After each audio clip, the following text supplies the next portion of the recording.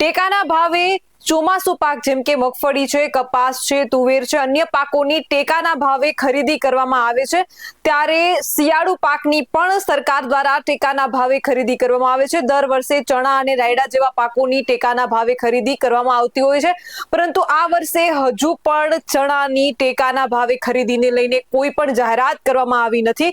ત્યારે ખેડૂતોમાં ચર્ચા જાગી છે કે હવે ચણાની ટેકાના ભાવે ખરીદીની નોંધણી ક્યારથી શરૂ થશે અને શું ભાવ રહેશે।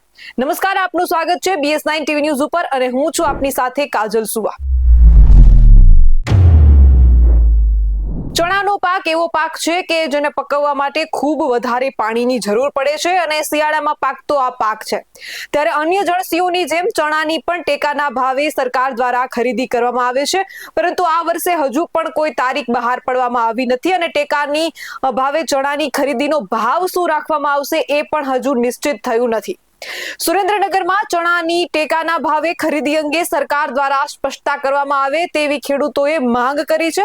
સુરેન્દ્રનગર જિલ્લાના ખેડૂતો દ્વારા ચાલુ વર્ષે ચણાનું સૌથી વધુ વાવેતર કરાયું છે, કેટલા મણ ચણાની ખરીદી કરવામાં આવશે અને શું ભાવ નક્કી કરવામાં આવશે તેવી સ્પષ્ટતા સરકાર કરે તેવું ખેડૂતો કહી રહ્યા છે, કારણ કે તમે સૌ કોઈ જાણો છો કે ચણા એક એવો પાક છે કે જેને ખૂબ વધારે પ્રમાણમાં પિયતની જરૂર હોય છે અને એમાં ઈયળ જેવા રોગ જીવાત લક્ષી જીવજંતુઓનો ઉપદ્રવ વધારે થતો હોય છે અને આ વખતે ચોમાસામાં જે છે મગફળી અને કપાસનો પાક કમોસમી વરસાદના કારણે નિષ્ફળ ગયો છે, તો ખેડૂતોમાં એવી આશા છે કે ચણા જેવો પાક વાવી અને વીઘે 20 મણ આસપાસનો ઉતારો આવે છે, તો જે મોસમ ચોમાસુ પાકની જે ઉપજ નથી થઈ, જે આવક નથી થઈ, એને શિયાળામાં કવર કરી શકાય। ત્યારે ખેડૂતો ચણા અને રાયડા જેવા પાકોનું વાવેતર કરે છે। ત્યારે ખેડૂતોને હવે આશા છે કે સરકાર દ્વારા જો ટેકાના ભાવે ચણાની ખરીદી કરવામાં આવે અને સારો ભાવ આપવામાં આવે તો ખેડૂતોને જે ચોમાસુ પાકમાં નુકસાન થયું છે એની ક્યાંક ને ક્યાંક ભરપાઈ થઈ શકે, પરંતુ હજુ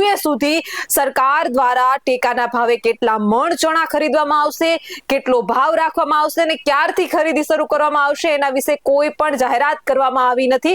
ત્યારે સુરેન્દ્રનગરના ખેડૂતો જે છે તે એવી માંગ ઉઠાવી રહ્યા છે કે વહેલી તકે સરકાર જાહેરાત કરે અને વહેલી તકે ટેકાના ભાવે ચણાની ખરીદીની નોંધણી જે છે તેની શરૂઆત થાય, અમને ખબર પડે કે હવે ટેકાના ભાવે ચણા કેટલા મણ ખરીદવામાં આવશે અને એનો ભાવ શું હશે। ત્યારે વધારે વાત કરતા હજી સુધી સરકાર દ્વારા ચણાના ટેકાના ભાવ અંગેની કોઈ જાહેરાત કરવામાં નથી આવી, જેના લીધે ખેડૂતોમાં ક્યાંક ને ક્યાંક રોષ પણ છે અને તાત્કાલિક સ્પષ્ટતા કરવામાં માટે ખેડૂતો માંગ પણ કરી રહ્યા છે।